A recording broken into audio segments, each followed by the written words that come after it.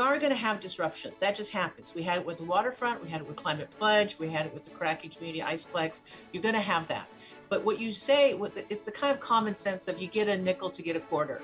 And we hope better benefits come from that. Well, that's Council President Deborah Juarez, also a member of the Sound Transit Board, talking about the resolution the council is approving this week with the city's preferred alternatives for the Sound Transit Light Rail project. What is next in that long process? Will the city council vote to overturn the first veto of Mayor Bruce Harrell's administration? And also, how will that new ruling from the Supreme Court about the EPA really affect how we're handling environmental concerns in our state? Well, we are tackling those topics and so much more this week on Seattle News, Views, and Brews, your coffee break political podcast. I'm Brian Callanan. I'm a host on Seattle Channel, and the views expressed here are my own. And I'm joined by none other than David Croman of the Seattle Times. And David, thank you for joining me as always. I noticed an interesting photo you tweeted out last week about gas prices regionally, which, newsflash everybody, are terrible.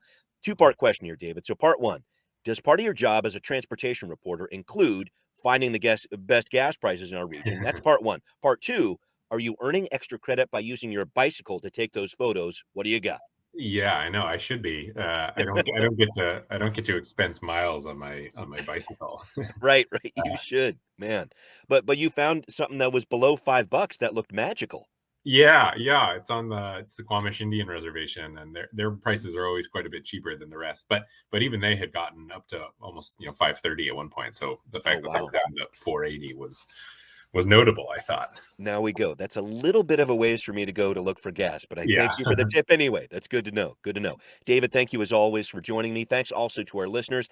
Thanks to City Grind Espresso, our background noise sponsor for the audio podcast.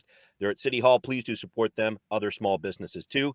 Thanks also to our patrons. Could always use more support for the show, folks. Please and thank you. At whatever amount works for you. We do send a coffee mug to our $10 a month supporters, but whatever you can spare, highly appreciated.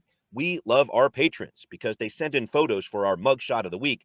I'm going to put up a flashback shot of my good friend John Yeager. He actually supports the podcast, sent in this photo. He also works for Northwest Blood Works, and I know he would tell you our blood supply is at its lowest level in more than a decade. If you can donate to this podcast on Patreon, that's awesome. But if you can donate to our blood supply, that's even better. So shout out to you, John, and keep up the good work. Finally, thanks to Converge Media. The video of the podcast airs on Converge Wednesday nights at 7. All right, off we go with right here, right now. All right, well, David, the vote happening basically as we speak, Tuesday morning this week, for the council to approve the recommendations for the alignment of light rail as it goes through West Seattle and Ballard. This is the committee level. They would send it on to the council at this point, the full council. Just looking at this, and I know we've touched on this before, what are the highlights of this city recommendation as you see it? And secondly, what impact does this recommendation from the city really have on the final product?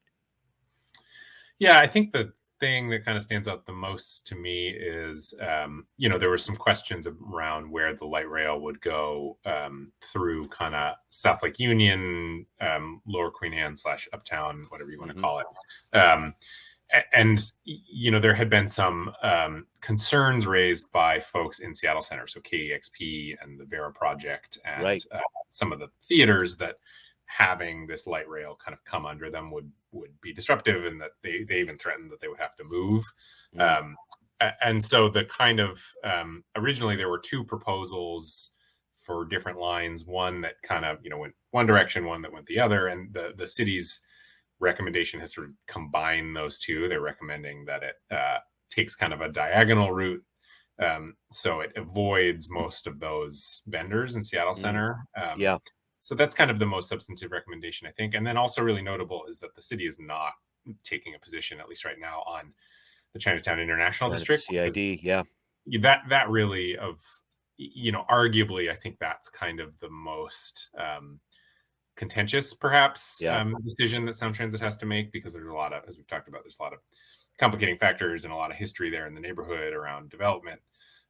So the Sound Transit Board is going to have to figure that out. And it's interesting that Seattle has not staked a firm position on this one, which I think just kind of to show how sticky this situation is. Yeah, I mean, no one wants to take the, be holding the bag on this one for the final decision on it. And that's the tough part for me because looking at the CID, of course, it's an important area. And of course, you're going to hear from a lot of people there who are saying there's not been enough outreach to the community here to really hear what this community has to say. Chinatown's been around for a long time. It's been impacted by a lot of different transportation projects, notably I-5 several decades ago that really split Chinatown and Little Saigon in half.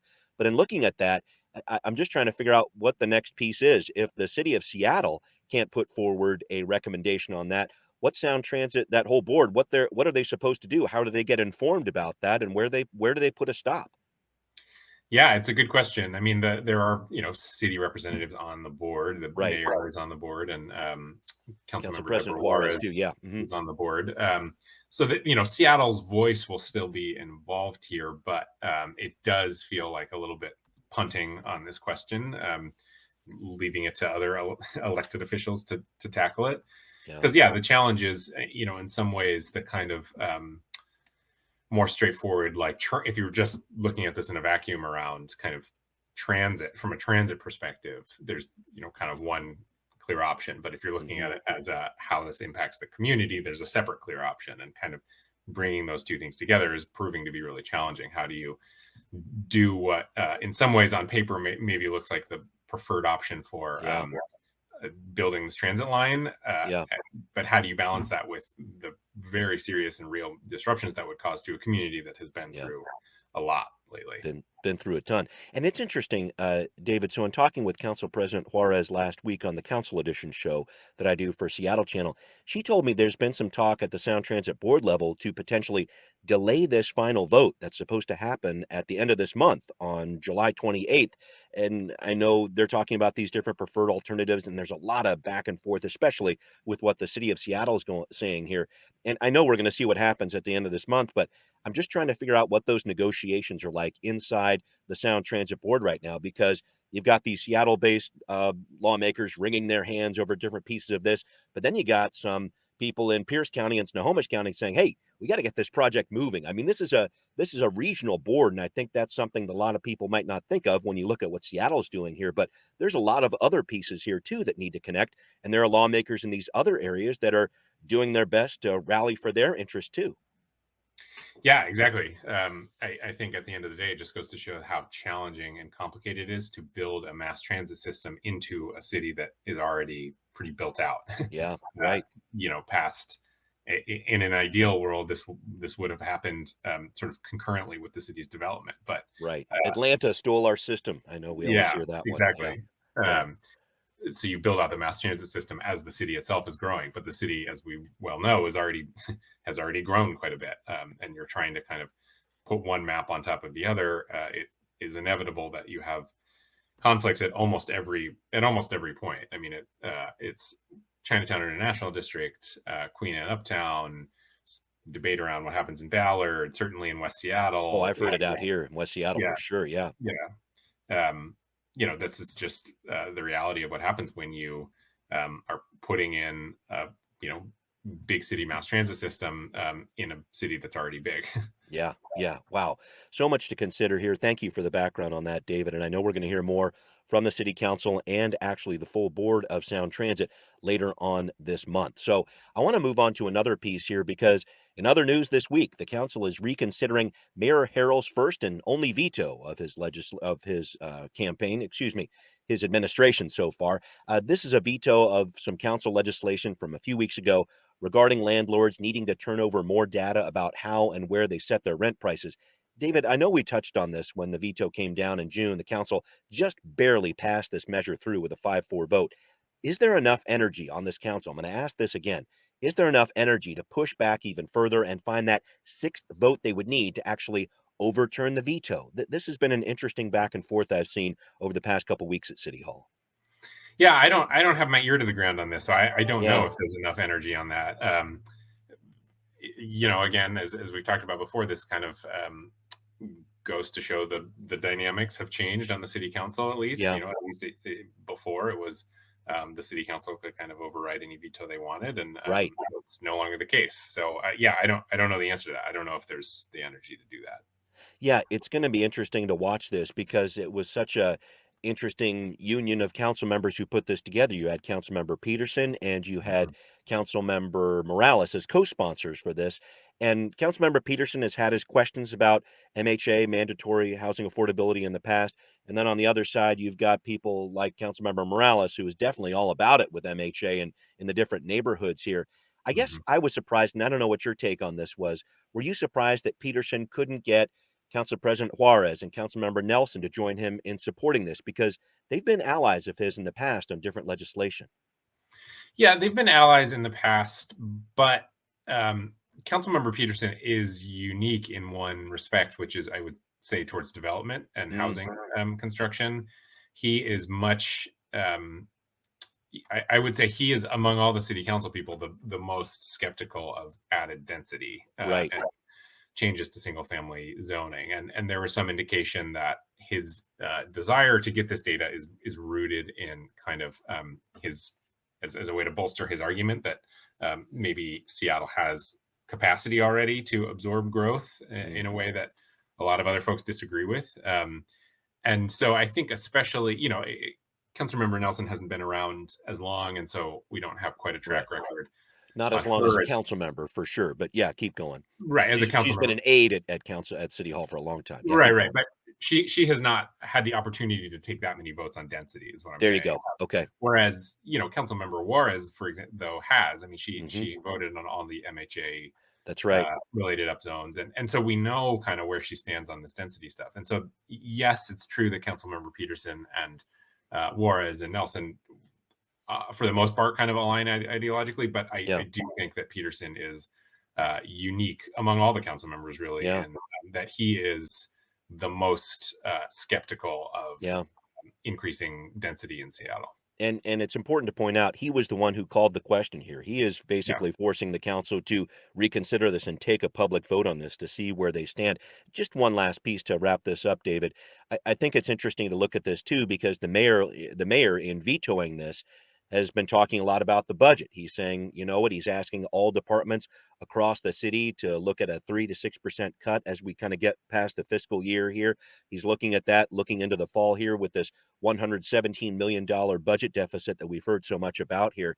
I think that was another piece of this too, talking about a program that could cost him between $2 and $5 million, which isn't a ton in terms of what the city budget is all about at over $6 billion here. But when you're looking at any of these different pieces here, and you're looking at the possibility of, okay, we're talking about some added costs here. What exactly are its aims and how exactly is it going to be paid for?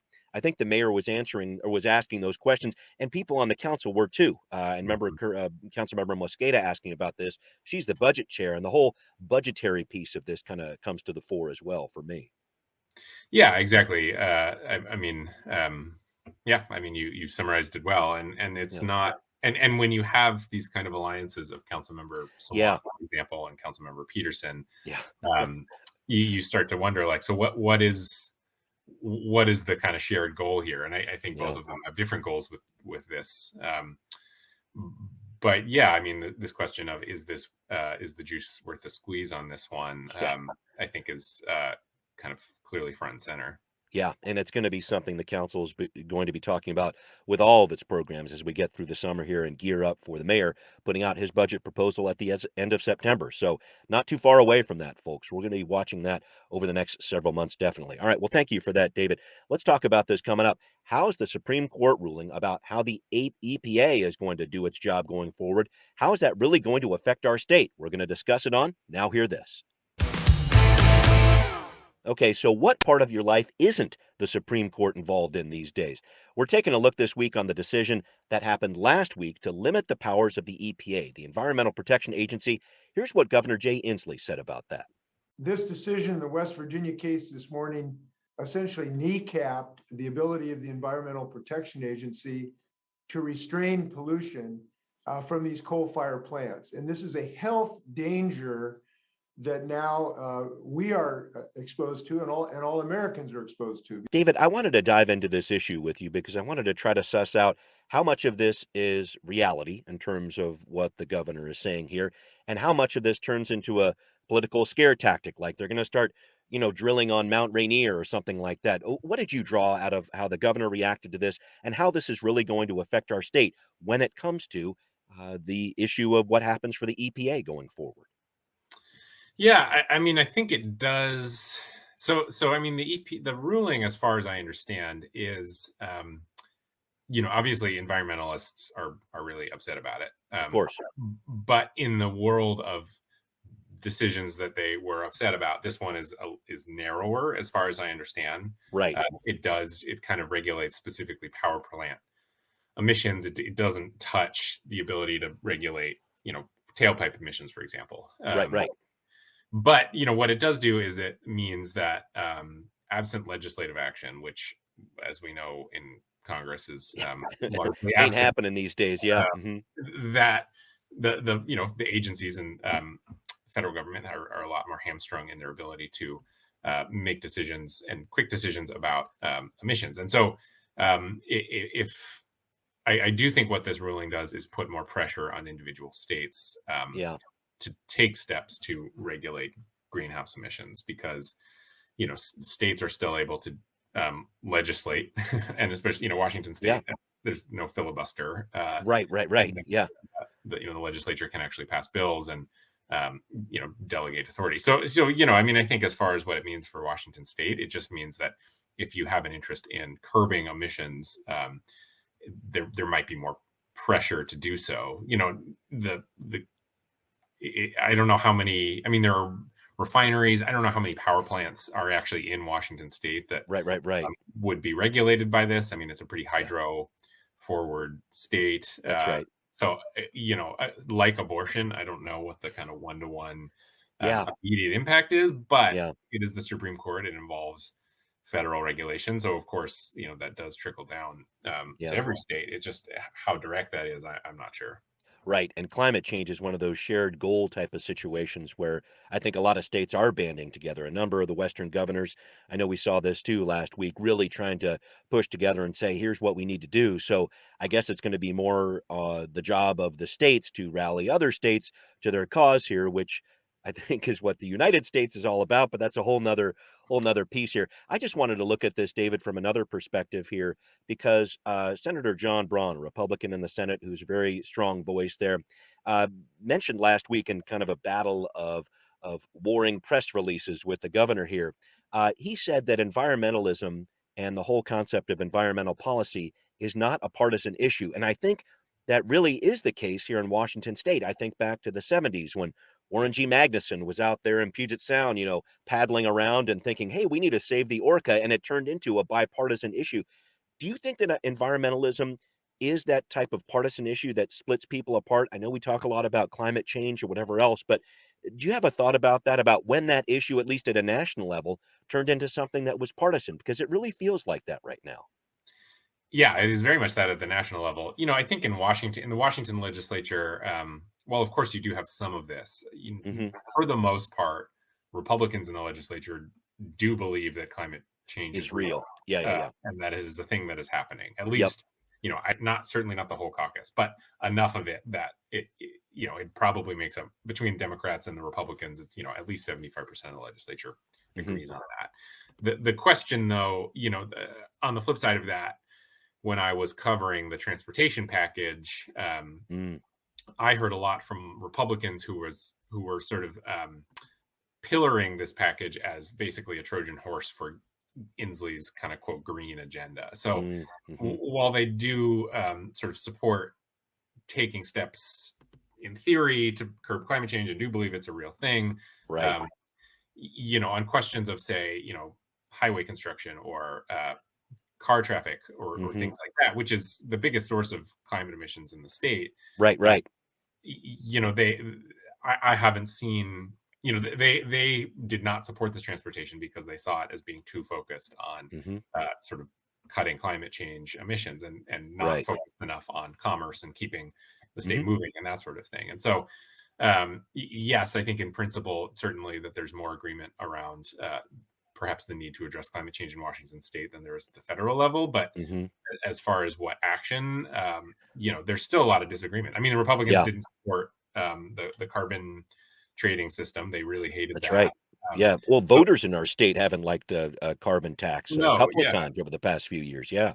no. So there's in practice, what Inslee has pushed for and supported has basically gotten zero support from Yeah. Republicans in the legislature as far as when it comes to his climate agenda. And so the talk might be a little nicer, but I'm not sure kind of what actual agreements Republicans and Democrats are coming to. Yeah, no, I'm with you on that, and I think what Senator Braun is saying is, here we go, another scare tactic from the governor to whip up a lot of support for an environmental program that Right. I think not that the different Republican lawmakers in our state are against those types of programs, but when you start whipping up this national fervor over it with the EPA, I wonder what comes out of it. So thank you for the back and forth on that. A really interesting piece of what's happening here locally as a result of what's happening from the U.S. Supreme Court nationally, and really. I think you hit it on the head there, David, when you talk about the intransigence or the dysfunction maybe of branches of our government like Congress. Guess who's stepping in? The U.S. Supreme Court. I mean, this is it's really interesting to watch this happen when it comes to environmental issues, when it comes to abortion as well. So a lot more fallout to happen with this for sure. Mhm. I wanted to touch on one more issue that the city council is talking about this week. We're talking about the City Hall Park land transfer to King County. Now, you might have remembered this over the past couple of years here. This is an issue. This is that park that is just to the south of the King County Courthouse. Had an encampment there, caused some issues. Some people from that encampment were getting into the courthouse. Eventually, the county said, we're shutting down that park there. Now, this is city land here, City Hall Park, in terms of what this spot we're talking about here. But the county says, okay, we're actually going to take over that portion of the area here. We're going to take that from the city and offer the city some other land in a trade for that. And they have to do that in a way that it's roughly the same amount of land, and they have to do it in a way that happens over a certain amount of time. So this is something that County Council member Jeannie Cole Wells is going to be talking about with the council this week. And I know I gave a lot of background there, David, but I wanted to talk about this whole process of incorporating this park into the campus of King County. Do you have any idea what that's going to look like? And then bottom line for me, is it going to do the job of trying to keep people from camping in this area and being too close to the courthouse or whatever the county council members are trying to do here? Some thoughts about this.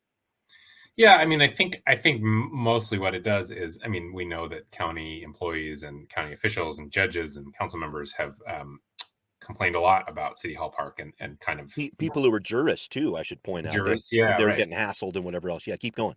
in that on that block. And so I Yeah. think what it does is turns over the authority to perhaps do something about that park to the county and to the people who say that they're the most affected. Right. As far as what it actually does, short of shutting down the whole park, which is Yeah. certainly on the table, I suppose, and Yeah. it has been closed for long periods of time Right. at Right. certain points. I mean, I think what it would really take is a lot of very concerted effort and outreach, and there was some of that Manpower. around that Yeah. park, and places for people to go because it's Sure. been a place for a long time. I mean, it's right across the street from Third and Yesler there, which is obviously has been a spot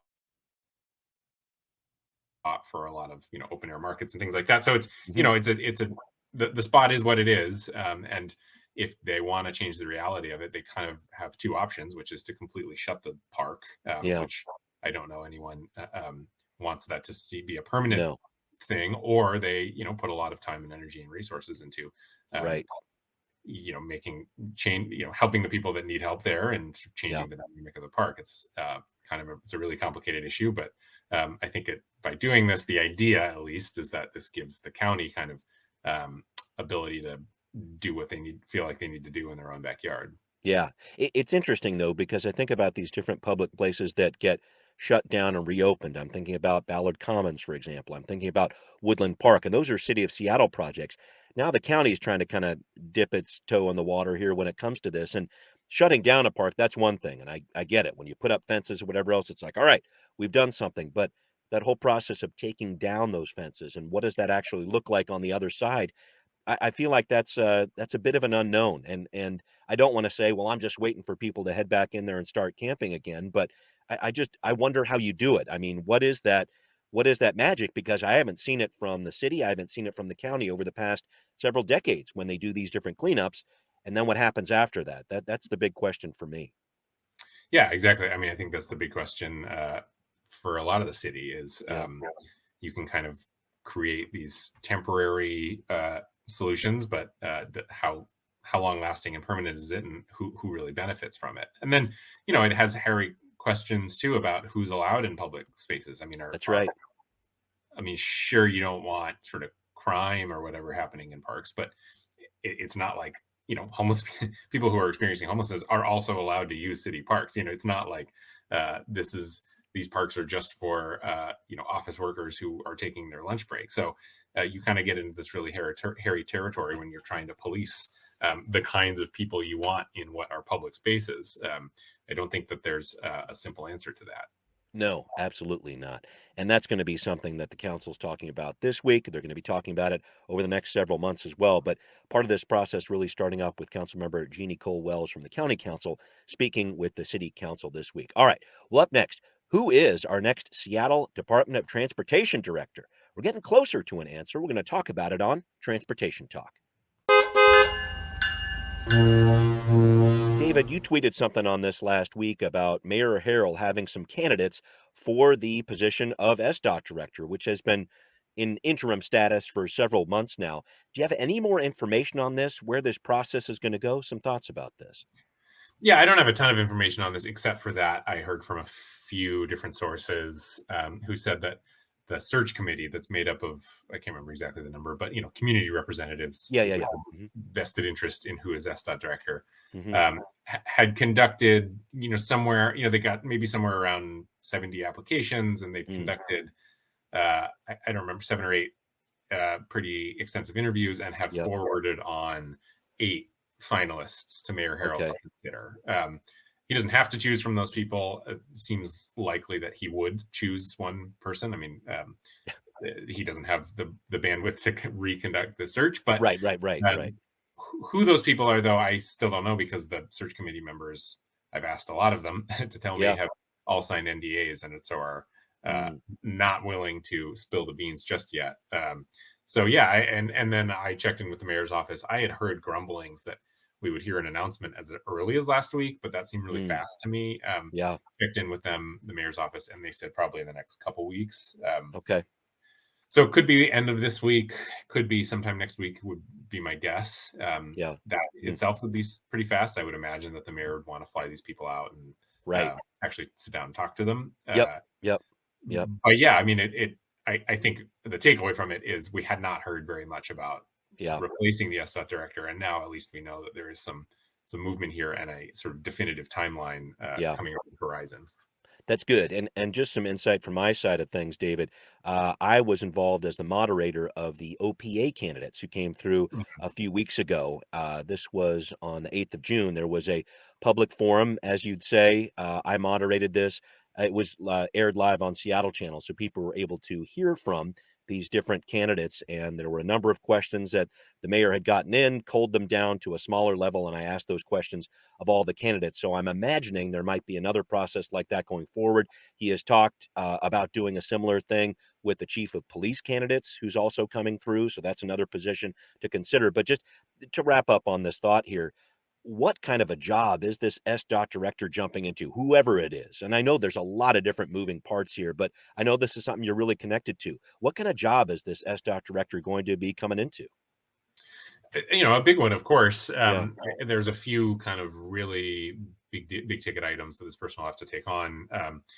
First is the crafting of a kind of quote Seattle transportation plan, which won't specifically dictate much, but does kind of lay out the philosophy behind how Seattle's transportation system should be developed over the next few years. And, that has the potential to have, pretty big implications for balancing car traffic and transit and walkers and bikers and things like that, and safety. So that, this will be a big opportunity for that SDOT director to really lay out a philosophy for Seattle in this person's term, and then even, going forward. And then, the kind of, I would say, the most tangible and specific thing that this person will have to do is decide how to move forward on the new transportation levy, because right. Move Seattle expires. The Move Seattle $930 million levy that was passed in 2015, I believe. Biggest one in city history at the time. Yeah. Biggest one in city history, expires at the end of 2024. Yes. And that's a huge part of the Seattle Department of Transportation's budget and funds a lot of projects. And also it has way under-delivered what it promised to voters. That was kind of one of Mayor Durkin's first moves, was to do this reset on this package. And so the question is, it's a thing that SDOT feels like they really need, but also, can they kind of win trust back from voters? After it was fairly explicit, it was said fairly explicitly that the thing they voted on was way too bloated and was never going to deliver on its promises. So that, I think, is kind of that's going to be the most immediate and challenging thing facing this SDOT director, is figuring that out. Great insight there, David. I know Maiko Winkler-Chin, who just took over as the director of Office of Housing, that is something she is laser focused on, trying to get that housing levy passed next year. So there's a lot happening with these directors when it comes to those levy dollars there. I really appreciate the back and forth on that. All right, time to wrap up here. And David, I noticed something that you put out last week. I follow your Twitter assiduously. I didn't notice that already. I wanted to talk about this. You wrote that you've been living a lie when it comes to locally grown and dried beans. What's the story, man? Talk to me. Well, my friend bought these beans from the farmer's market recently, and I think they were like $6 a pound, which is okay. Were these magic beans where you plant them and like a beanstalk grows up in the sky, or no? Right? Something way different. More than your average bean cost. But yes, cooked them, and I don't know that I've ever had beans that were that good. They were like no starchiness, no dryness, just smooth and buttery and with a lot of flavor. I don't know that I can go back to canned and bulk beans anymore. I'm going to be spending a lot more money on beans. There we go. Bean party at David's, man. I can't wait. We're going to check that out. Hey, man, thank you as always for joining me. I really do appreciate it. Thank you, David. Thanks to everybody listening out there. It's Seattle News, Views, and Brews, where you can always find out what's brewing in local politics. The podcast is available on all of the major platforms. And once again, if you are a listener, please do support our show on Patreon. It would be greatly appreciated. Thanks for watching on Converge Media, too. We'll see you around. Seattle News, Views, and Brews is an independent production of Callanan Media Services. Copyright 2022.